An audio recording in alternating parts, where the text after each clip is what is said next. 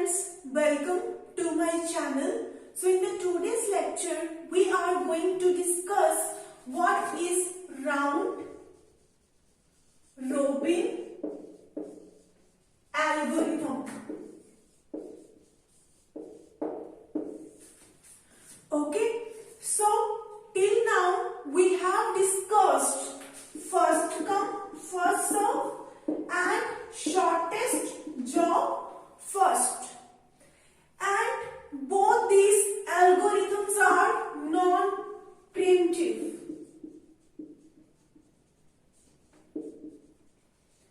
Okay, both these algorithms are non-preemptive. So it is not going to ensure you multitasking. In this case, at a one particular point of time, only one process is going to be executed. You cannot run multiple files in both these algorithms simultaneously. Okay, so finally we are moving to the preemptive algorithm, which is going to ensure you multitasking. And it is a preemptive algorithm. It is a preemptive. Okay, so what happened in round robin algorithm? Let's suppose we have four processes. Process 1, process 2 and process 3. Okay, so we want to execute all these three processes at a one particular point of time at the same time. But we have just only one CPU. So how you can give one CPU to many processes at the same time? Okay, so let me give you one example. Let's suppose you are preparing for your exam. Okay, you have to cover these subjects for your exam: computer networking, database management system and operating system. So you want to secure 70% marks in your exam. So what you will be doing to get 70% marks with the help of round robin algorithm? You are studying all these three subjects parallelly. You have decided your time that in a one day you will be studying all these three subjects for 2 hours. Okay, you will be studying computer networking for 2 hours, database management system for 2 hours and operating system. Okay, for 2 hours. This way you are studying all of your subjects parallelly. Okay, you are working on many subjects at the same time. Okay, so this is actually your round robin algorithm. What you are doing, you are distributing your one CPU to many processes. Okay, and you are fixing time. That firstly you will be giving CPU to this process for 3 units of time. Then you will be giving CPU to this process to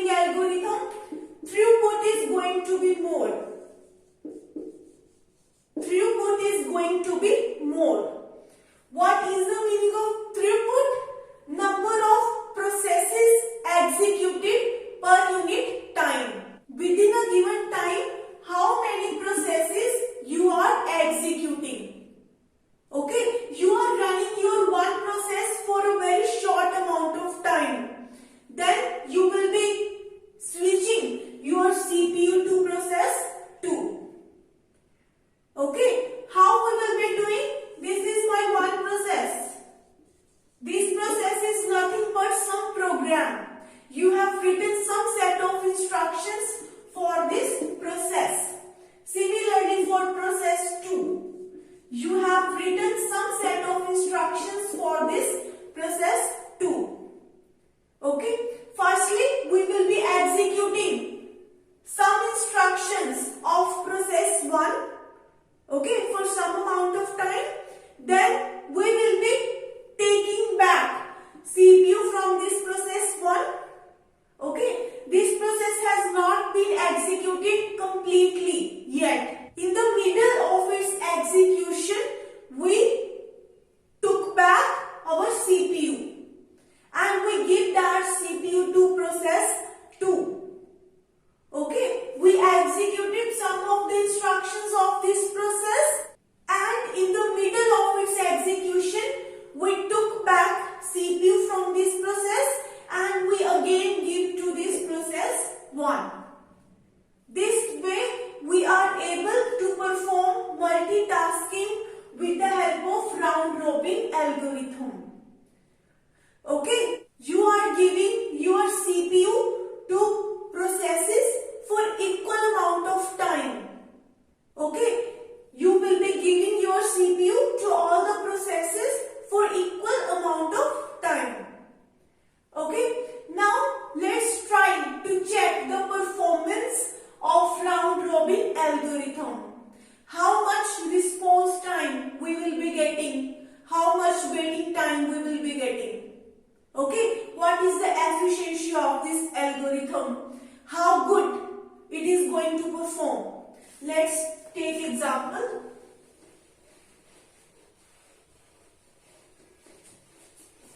Let's take process ID and arrival time and burst time or CPU time.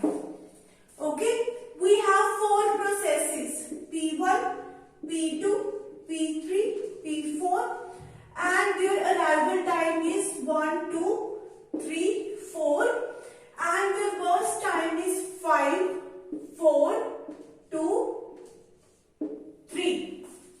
Okay, so this is our example. We want to now find out the average response time and the average waiting time. So let me make Gantt chart for it.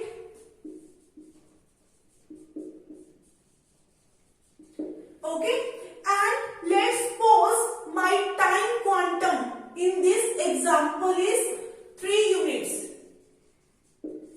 Okay, what does time quantum means? You will be giving CPU to one process only for 3 units of time. After 3 units of time, you will be taking back your CPU from that process and you will be giving your CPU to some another process. Okay, so initially at 1 we just have only one process present in the main memory. Okay, we just have only one process present in the main memory. So you have no other option. You will be picking this process and you will be giving it to CPU for execution. So I am giving this process P1 to CPU. Now, how long I want to execute it on CPU? My time quantum is 3 units. I am equally distributing my CPU among processes so that each and every process can get fair chance. Okay, so I will be executing this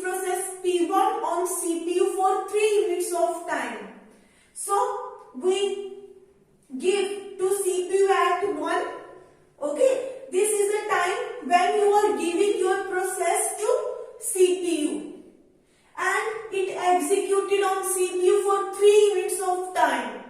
So 1 plus 3, 4. At 4, you will be taking back your CPU from this process 1. Okay, now your CPU is free. And how much burst time pending of this process 1? 2. Okay, we want to execute this process P1 for 2 more units of time on CPU.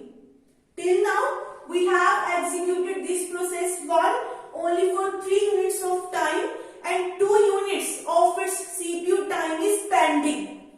Okay, firstly we will give CPU to another processes, then we will again at a later point of time will give CPU to this process 1.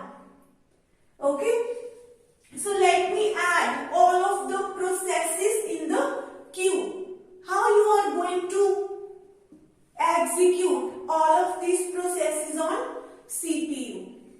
Okay, so now at 4, if you look at 4, your CPU is ideal, it is free, and we have all these 3 processes P2, P3 and P4 present in the main memory.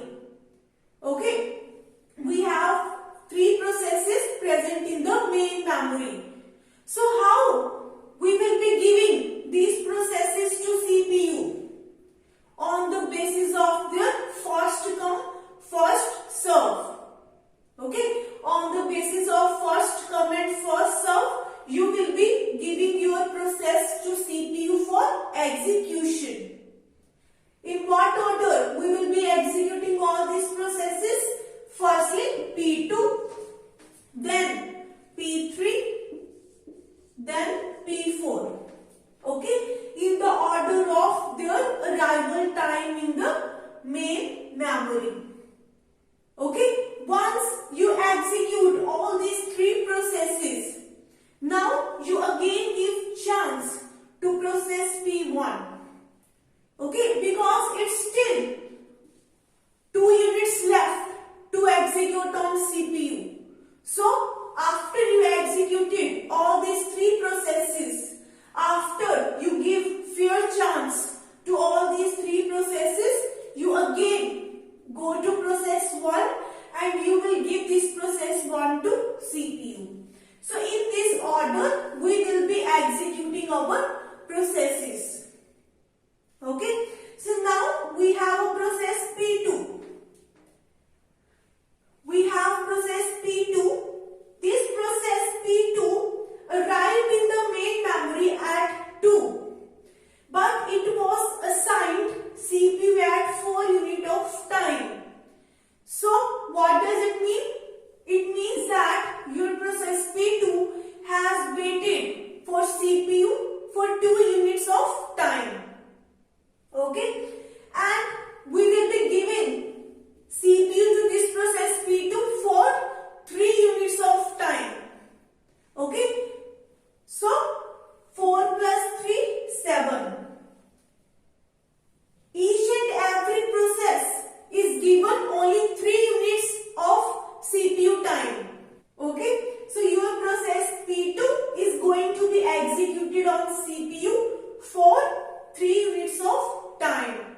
Now its 1 unit is pending. It has not completed its execution yet. It wants to execute on CPU for 1 more unit of time. Okay, so now you remove process P2 from here.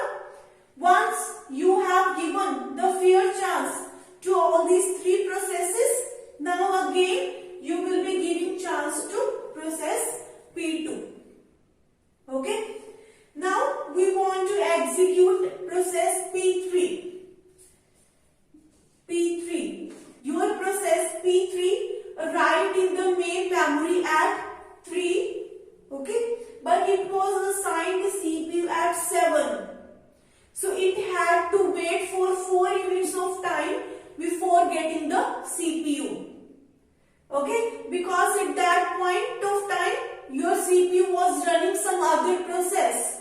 Okay, and you have only one process and you have only one CPU. So your CPU was running some other process. So this process was waiting for the CPU. Okay. So you will execute this process on CPU for 3 units of time. But its burst time is just 2 units. Okay. It say I don't want to execute on CPU for 3 units. I just need only 2 units. Okay. So you will be assigning your CPU to this process P3 only for 2 units of time. 7 plus 2, 9. Okay. Then what happens? This process has been completely terminated. It has got out of the cycle. Okay. Next we have process P4. Okay. You will be executing your process P4. Your process P4 arrived in the main memory at 4, but it was given CPU at 9. Okay. When this process arrived in the main memory, your CPU was running some other process. So this process had to wait for some amount of time. Okay. 9, and we will be giving CPU to this process P4 for 3 units of time. So 9 plus 3, 12. Okay. It has also terminated. Now it is going to out of cycle and it has been completely terminated. Okay. So your process P4 has been terminated. Now you again give chance to these processes. Okay. Now we will give again chance to these two processes. So firstly I will be giving chance to process P1. Okay. It needs just 2 units of CPU time. Okay. It say I just want 2 units.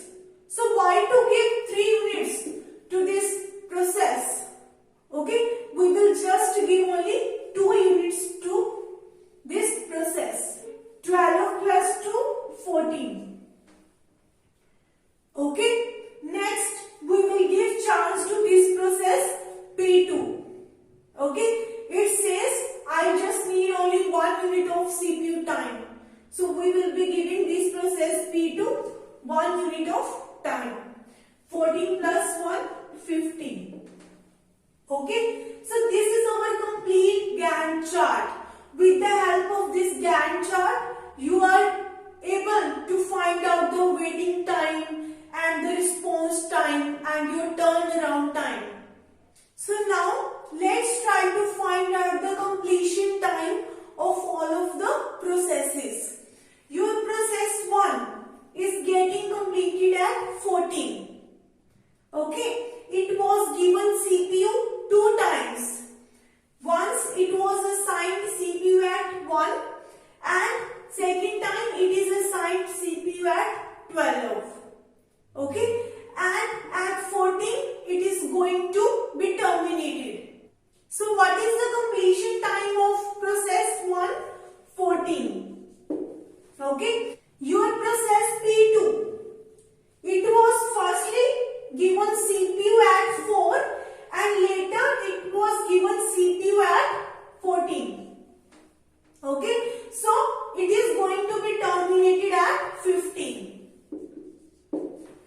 And what is the completion time of your process P3? 9. Okay. As its burst time is less, you just assign CPU to this process only once. Okay. And what is the completion time of this process? 9. Next, we have process P4. We have assigned only once CPU to this process. Okay. And it got completed at 12. Okay. 12. Now we have to find out the turnaround time. What is the meaning of turnaround time? Turnaround time means how long your process has been alive in the cycle.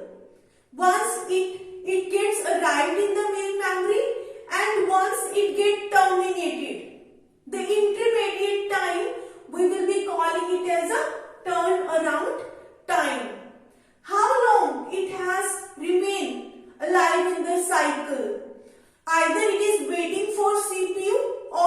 executing on CPU.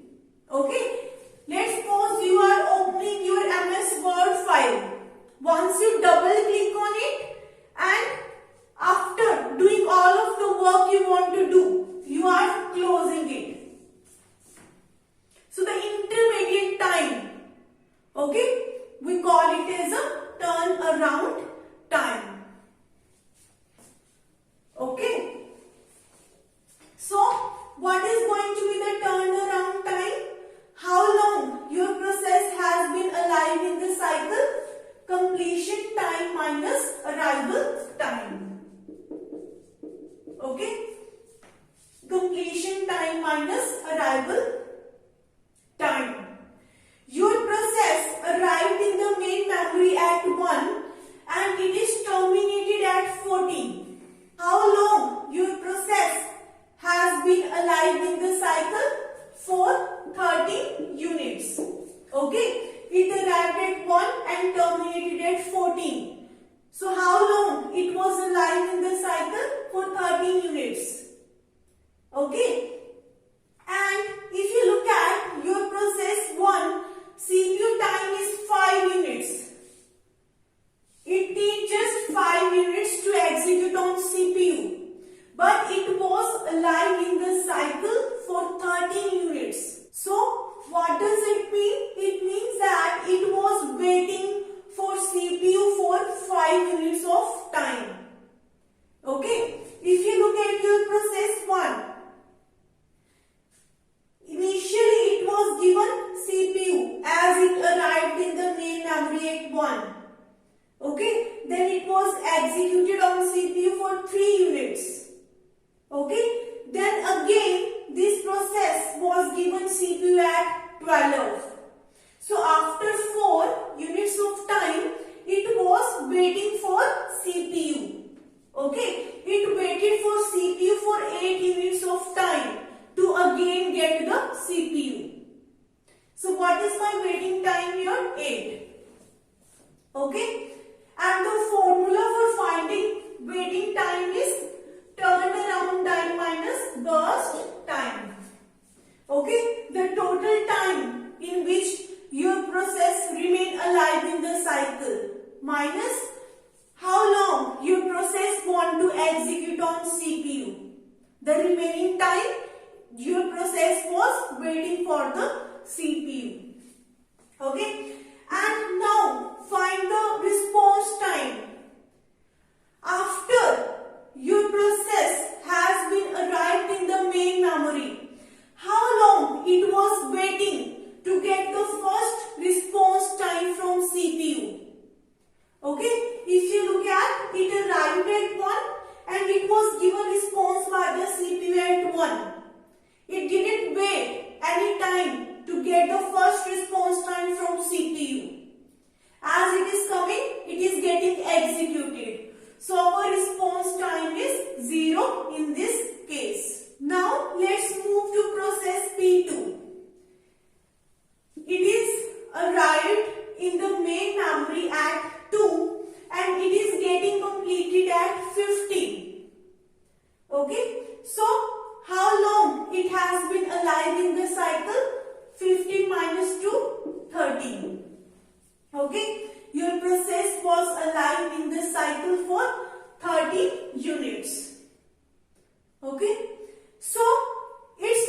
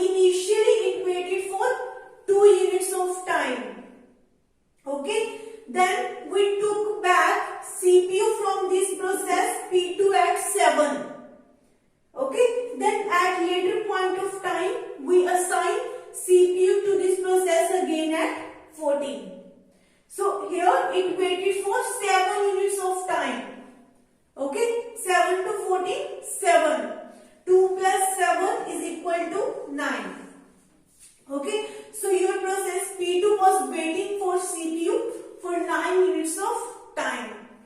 Next, we have a response time. Your process P2 arrived in the main memory at 2 and it was given first response time from CPU at 4. So after how much time it was given response? 4 minus 2, 2. Okay. After its arrival, it waited for 2 units of time to get the first response time from CPU. Next, we have process P3. It arrived in the main memory at 3 and it got completed at 9. So how long it was alive in the cycle? For 6 units of time. Okay, it was alive in the cycle for 6 units of time. And its burst time is 2 units. So what does it mean? It means it was waiting for 4 units of time for CPU. Okay, if you look at your process P3, it arrived at 3 in the main memory, but it was given CPU at 7. It had to wait for 4 units of time. What is the response time of this process P3? Okay, it arrived in the main memory at 3 and the first time response from CPU, it was given at 7. Okay, so after how much time it was given response? After its arrival, 7 minus 3, 4. Okay, next we have process 4. It arrived in the main memory at 4 and it gets completed at 12. How long it has been alive in the cycle? 12 minus 4, 8. Okay, so for 8 units of time, it has been alive in the cycle. And what is the CPU time it need? 3 units of time. Okay, it arrived at 4 and it needs CPU just of only 3 units. But it was alive in the cycle for 8 units. What does it mean? It means that it was waiting for CPU for 5 units of time. Okay, if you look at here, process P4, it arrived in the main memory at 4 and it was assigned CPU at 9. So it was waiting for CPU for 5 units of time. Okay, you can also calculate the values with these formulas. But just for the better understanding, I am explaining you with this chart. Okay, next, what is the response time of this process P4? So, your process P4 was given response at 9. It arrived at 4 in the main memory. After its arrival, it waited for 5 units of time. Then it was given response. So, 5. Okay. This is how we are going to calculate all of these terms. Waiting time, response time. Okay. If you want to find out the average response time, in this case, if you are trying to find out the average response time, divide it with 4. Sum up all these values, divide it with total number of processes you have. Okay. 11 by 4. 2.75. Okay. So in this round robin algorithm, our response time is very less. If you compare this algorithm with first come first serve and shortest job first, in that algorithms our response time was large, but in this we have a very less response time because you are giving fair chance to all the processes to execute on CPU. Okay, that is the reason that our response time is very less. Okay, and it is a preemptive algorithm.